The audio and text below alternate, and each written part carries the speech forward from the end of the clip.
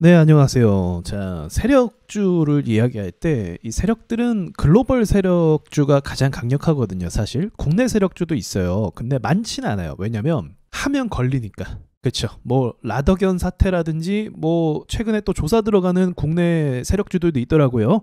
걸려요. 우리나라 안에서 하면 걸려요. 그래서 국내 세력주보다는 이제 외국인들이 하는 그런 세력주가 강력한 거죠. 그래서 이 세력들이 어느 쪽으로 돈을 이렇게 기울게 만드냐, 그런 흐름을 좀 분위기를 타는 게 중요한데, 제가 발견한 것 중에 하나가 지금 보시는 게 구리값이거든요. 구리값 차트 한번 보세요. 네, 역사적 신고가를 가려고 하는 모습이죠. 데이터 센터 때문에 한번 가격이 올랐다가 AI 어쩌고저쩌고 하면서 올랐다가 그 뒤로 조정받았다가 지금 관세 이야기가 나오고 있죠. 그러니까 관세를 부과하면 이런 원자재를 갖고 있는 사람들이 이제 관세가 부과되니까 이걸 먼저 사재기할 수도 있는 거잖아요. 그래서 일시적으로 오른다라고 볼 수도 있겠지만, 현재의 갈등이 쉽게 끝날 것 같지 않다라는 판단 때문에 이쪽으로 좀 매집과 그리고 수급이 들어오는 것을 확인할 수 있다는 거죠. 그래서 구리 선물 이렇게 오르고 있고, 구리 선물뿐만이 아니라 골드 역시 보시면 신고가를 지난밤에 찍었습니다. 그쵸? 그리고 실버도 지금 주요 저항, 제가 딱 선 그은 가격 있거든요.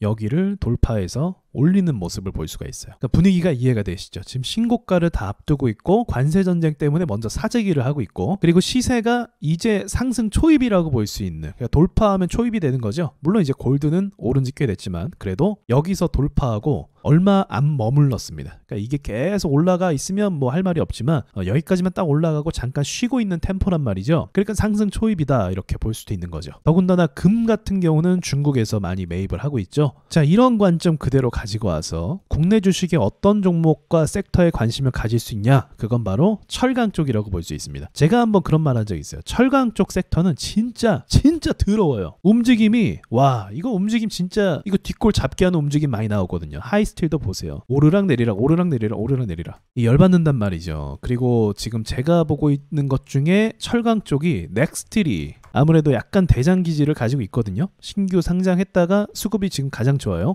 근데 이 종목도 움직임이 보통이 아니에요. 지난 12일에 음봉 큰 거 하나 맞게 만들고, 그 다음에 또 꼬리 달고, 또 오늘은 양봉 마감 했습니다. 그리고 이제 또 동양철관 역시도 좀 약하지는 않죠. 이 종목도 대장주 기질이 있는 종목입니다. 넥스틸, 동양철강. 그래서 저는 이 섹터를 이렇게 봐요. 이게 스윙으로 끌고 가기에는 조금 변수가 있단 말이죠. 왜냐면 트럼프가 하는 말에 따라서 상황이 바뀌니까. 하지만 큰 그림으로 봤을 때는 분명히 철강 쪽도 호재를 받을 가능성이 있단 말이죠. 근데 스윙으로 끌고 가기에는 변동성이 너무 강해서 이거 뒷골 잡고 쓰러질 수 있단 말이죠. 수익 보기 전에. 그래서 단기간 관점으로 보자고 하면 이 종목들은 어쨌든 지금 관세 범위 안에 있기 때문에, 또 사재기하는 그런 상황 가운데 있기 때문에 일시적 반등 가능성이 높다고 보는 섹터 중에 하나예요, 제가. 그러나 공략 난이도는 굉장히 높다고 생각을 합니다. 이게 진짜 막 지 마음대로 움직여요. 그래서 살짝 지지선을 이탈하기도 하고, 그리고 오를 것 같이 하다가 꼬리 달기도 하고, 이런 식으로 패턴을 단다고 하는 거죠. 자, 그러면 그럼에도 불구하고 어쨌든 지지와 저항대라는 게 또 있는 거죠. 그래서 그 부분을 한번 분석을 해보면서 접근을 해보는 것도 괜찮을 것 같아요. 자, 먼저 넥스틸과 동양철강만 보죠. 18,000원에서 계속 튕겨서 내려오는 것을 볼 수가 있습니다. 그리고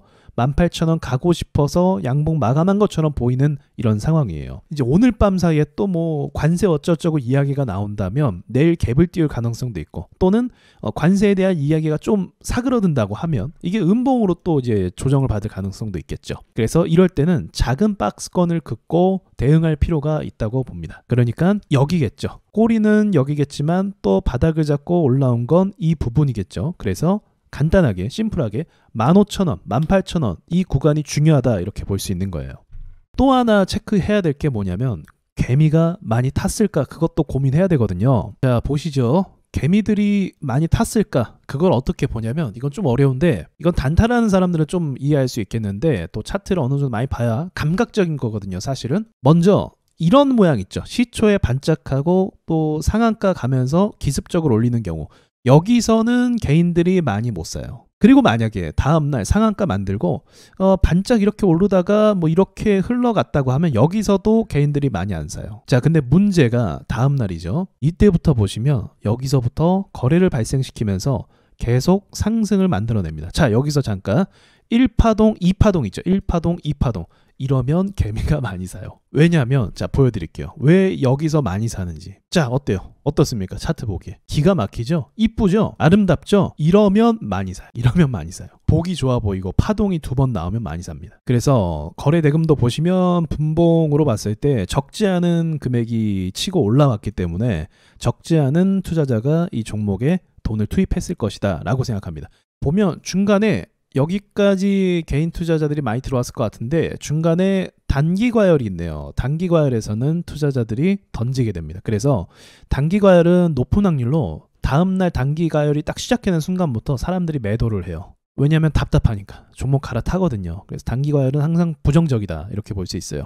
네, 큰 폭으로 하락하는 건 아니고 그럼에도 불구하고 이제 올라왔다 다음날 큰 폭으로 하락하게 되죠. 이것도 이렇게 반등 주는 척하면서 하면 또 투자자들이 들어왔다가 손실 보고 들어왔다 손실 보고 이렇게 된단 말이죠. 그리고 이날 또 문제인데 이날도 무빙이 좀 심하긴 했어요. 급락 나오고 또 급락 나오고 그 다음에 좋게 올리고 이렇게 급락이 나오면서 하면 여기서는 막상 많이 못 삽니다. 그래서 거래대금도 많이 안 터진 걸 볼 수가 있죠. 보이시죠?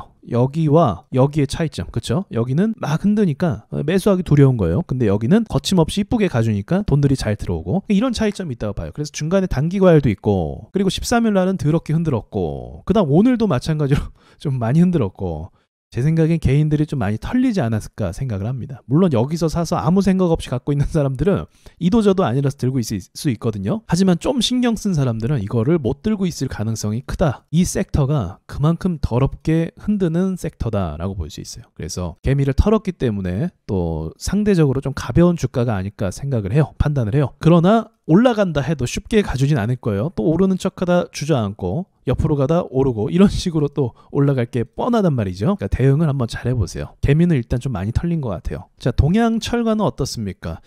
매출이 나오는 편이거든요. 근데 동전주로 빠지게 됐습니다. 동전주가 주는 의미는 좀 커요. 그만큼 회사의 신뢰가 안 가게 만들어지거든요. 근데 동양철과는 어떤 테마가 잡히면 꼭 오르는 주식 중에 하나예요. 그래서 최근에 바닥권에서 상한가가 발생했다는 게 좀 주목할 만한 부분이겠죠. 이전에는 점상을 찍으면서 반등 한 번도 없는 이런 제한과 같은 움직임을 주기도 하고요. 그러니까 철강 쪽이 더럽다 이 생각만 좀 갖고 보시는 게 좋을 것 같아요. 동양철과는 오늘 오전에 반짝 기술 반등이 나왔습니다. 그러니까 이건 역시도 상한가 만들고 다음날 거래가 터지면서 여기서 좀 많이 샀겠죠. 그리고 다음에도 거래가 많은 걸 보니까 또 여기서도 샀을 거란 말이에요. 마찬가지로 여기를 못 가고 있어요.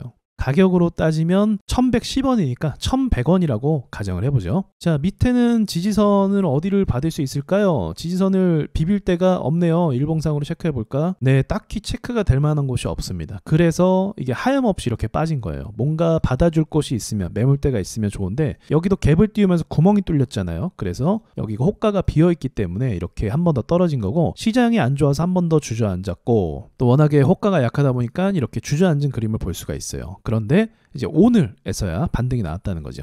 그러면 850원 저가를 잡을 수 있습니다. 그래서 850원, 1100원 이렇게 움직임을 예상해 볼 수 있는 거죠. 왜냐면 어쨌든 오늘 매수세가 들어왔으니까 어제 세력들이 더 밀지 않고 잡아줬다 이렇게 볼 수 있는 거죠. 자, 이렇게 대응할 만한 자리들을 잘 체크하시고 투자를 하시면 될 것 같습니다. 철강 섹터가 워낙 흔드니까 분할 매수로 좀 접근해도 괜찮을 것 같고, 그리고 오를 때는 꼬리를 잘 다니까 매도할 때는 큰 욕심보다는 수익을 줄 때 수익을 보는 게 좋을 것 같고, 그리고 다시 눌릴 때 또 분할 매수, 이런 전략이 가장 좋은 생각인 것 같고요. 그리고 뉴스를 보면서 어쨌든 지금 관세 때문에 트럼프로 인해서 이런 모든 것들이 발생하고 있잖아요. 이런 분위기 파악도 하시면서 종목을 끌고 가도 괜찮을 것 같아요. 사실 재료만 놓고 보면 좀 길게 끌고 가도 괜찮을 것 같긴 한데, 이 움직임이 워낙에 더럽다 보니까 길게 끌고 가다 보면 아까 말씀드린 것처럼 뒷목 잡고 갑자기 주식하다 쓰러질 수도 있어요. 그러니까 이런 부분 잘 참고하시고 매매하시면